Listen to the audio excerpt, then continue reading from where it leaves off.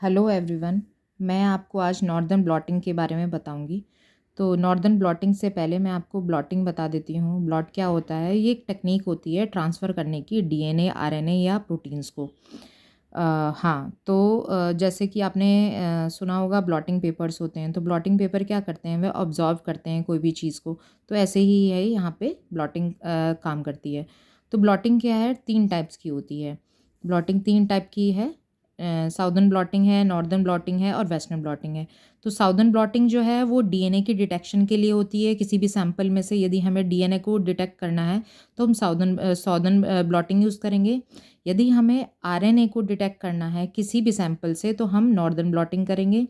और यदि हमें प्रोटीन्स को किसी भी सैंपल में से डिटेक्ट करना है तो हम वेस्टर्न ब्लॉटिंग का यूज़ करेंगे। तो हम नॉर्दर्न ब्लॉटिंग के बारे में बता देते हैं कि ये क्या है, एक टेक्निक है जिससे कि हम स्टडी करते हैं एक्सप्रेशन ऑफ जीन का for the detection of RNA, या फिर आइसोलेट करते हैं हम एमआरएनए इन ए गिवन सैंपल। जैसे कि किसी का भी सैंपल हो सकता है। जैसे हम कैंसर सेल्स का एग्जांपल ले सकते हैं। तो कैंसर सेल्स में से एक सैंपल लेके तो हम उसमें से क्या कर सकते हैं, एक्सप्रेशन ऑफ जीन की कौन सा जीन कितना एक्सप्रेस हो रहा है, टारगेट जीन हमारा क्या है, वो हम नॉर्दर्न ब्लॉटिंग की हेल्प से जस्टिफाई कर सकते हैं या फिर हम आइसोलेट कर सकते हैं। In other words we can say कि it is a hybridization based technique used for the amount of a particular RNA in a given sample। तो हाँ, तो यही मैंने आपको बताया क्या है, एक हाइब्रिडाइजेशन बेस्ड टेक्निक है जिसमें हम आरएनए का यूज़ करते हैं सैंपल में से। तो उससे फिर हमें आरएनए को हम क्लियरली देख सकते हैं कि ये हमारा एक्सप्रेशन ऑफ जीन हुआ है या नहीं हुआ है। नॉर्दर्न ब्लॉटिंग की डिस्कवरी किसने की थी या उसको फर्स्टली यूज्ड या डेवलप किसने किया था? एल्विन एंड हिज कलीग्स ने 1977 में किया था। तो अब हम इसके मेथड्स देख लेते हैं। मेथड्स में स्टेप्स क्या रहेंगे? इसमें सबसे पहले जेल इलेक्ट्रोफोरेसिस रहेगा और देन कैपिलरी एक्शन रहेगा, देन हाइब्रिडाइजेशन टेक्निक रहेगी। तो इसमें सबसे पहले हम क्या करेंगे मैं आपको बता देती हूँ। इसमें हम सबसे पहले जेल इलेक्ट्रोफोरेसिस करेंगे। तो जेल इलेक्ट्रोफोरेसिस जब भी हमें कोई भी चीज़ सेपरेट करनी है या ऑन द मॉलिक्यूलर वेट के बिहाफ पे, तो हम जेल इलेक्ट्रोफोरेसिस करते हैं। वो डीएनए भी हो सकता है, वो आरएनए भी हो सकता है। तो यहाँ पे हम नॉर्दर्न ब्लॉटिंग की बात कर रहे हैं। तो नॉर्दर्न ब्लॉटिंग के लिए हम क्या करेंगे?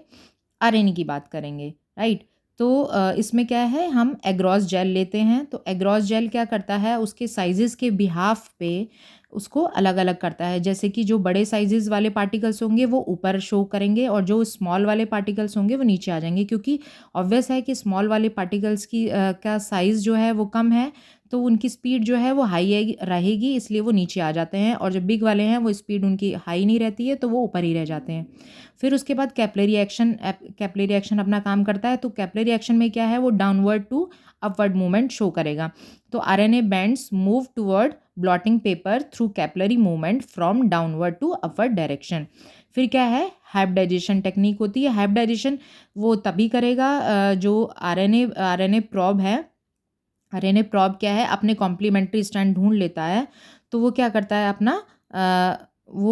अपना हाइब्रिडाइजेशन बना लेता है। इसमें क्या लिखा है, in molecular biology hybridization is a technique when double stranded nucleic acid from joining two complementary strands और आरएनए और डीएनए।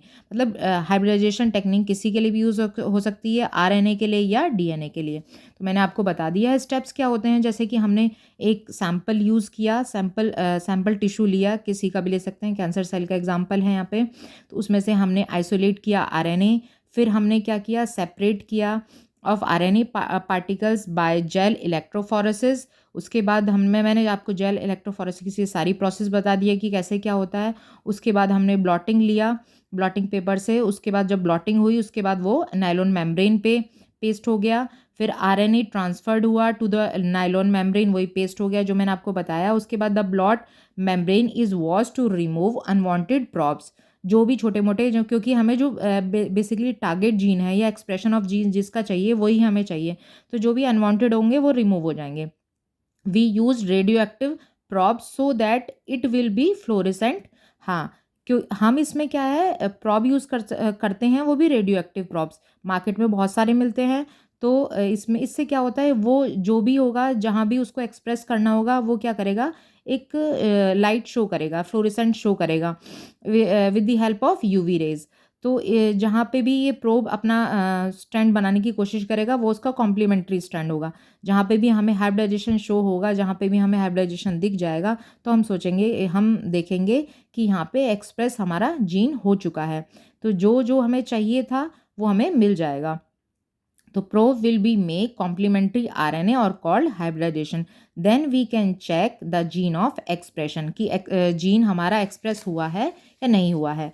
तो मैं इसका प्रोसेस आपको डायग्राम के थ्रू बता देती हूँ कि जैसे कोई भी सेल है, जैसे कि हमने कैंसर सेल ली, उसमें से हमने आरएनए आइसोलेट किया, फिर हमने आरएनए आइसोलेट करने के बाद हम उसको जेल इलेक्ट्रोफोरेसिस की प्रोसेस किया, ग्रॉस जेल की हेल्प से होता है। उसमें क्या है, मॉलिकुलर बेसिस पे जो बिग पार्टिकल्स हैं वो ऊपर रह गए और जो स्मॉल पार्टिकल्स हैं वो धीरे धीरे स्पीड की हेल्प से वो नीचे आ गए।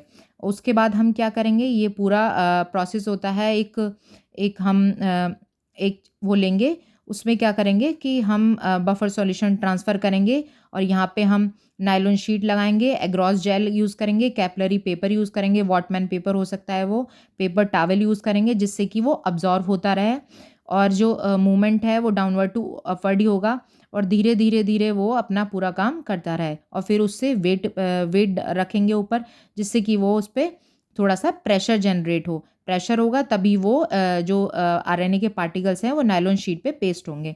तो नायलॉन मेम्ब्रेन ये है, देखिए इस पे पेस्ट हो गई है। फिर हम फिक्स करेंगे यूवी रेज से या फिर हीट से।